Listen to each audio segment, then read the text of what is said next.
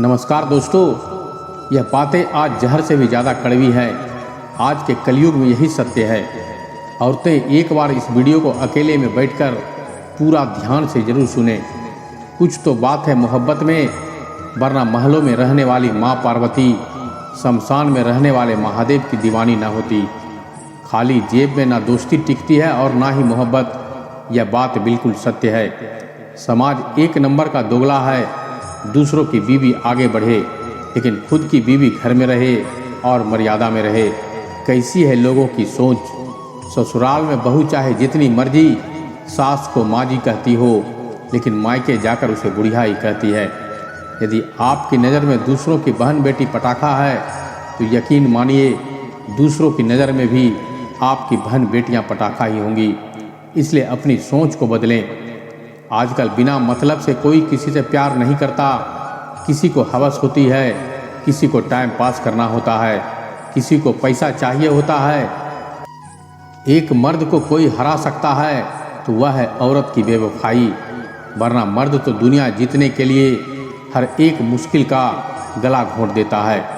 खतरनाक इंसान के 3 संकेत: ज़्यादा अकेले रहते हैं, हर परिस्थिति में शांत रहते हैं और किसी से वो डरते नहीं।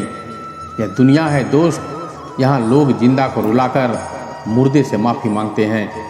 बाप वह हस्ती है जिसके पसीने की एक बूंद की कीमत भी औलाद अदा नहीं कर सकती। मर्द वह है जो तुम्हें 1000 बार छूने के बाद भी रानी बनाकर रखे। बाप का कर्ज, बेटे का फर्ज और टूटे हुए दिल का दर्द जनाब बेटे को खा जाता है। अनपढ़ लोगों की वजह से हमारी मातृभाषा बची हुई है, वरना पढ़े हुए लोग तो राम राम बोलने में भी शर्माते हैं।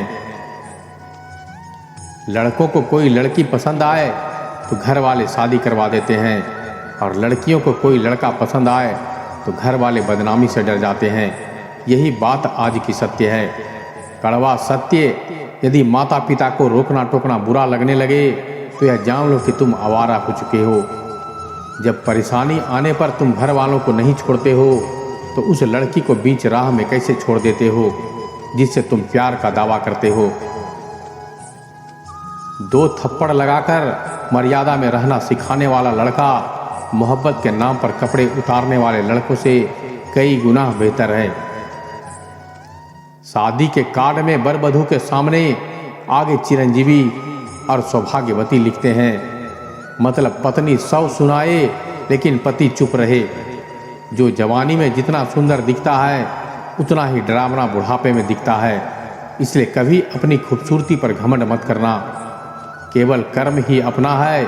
सीता के रखवाले राम थे, जब हरण हुआ तो कोई नहीं। द्रौपदी के 5 पांडव थे, जब चीर हरण हुआ तो कोई नहीं। रावण भी शक्तिशाली थे, जब लंका जली तो कोई नहीं। दशरथ के 4 दुलारे थे, जब प्राण तजे तब कोई नहीं।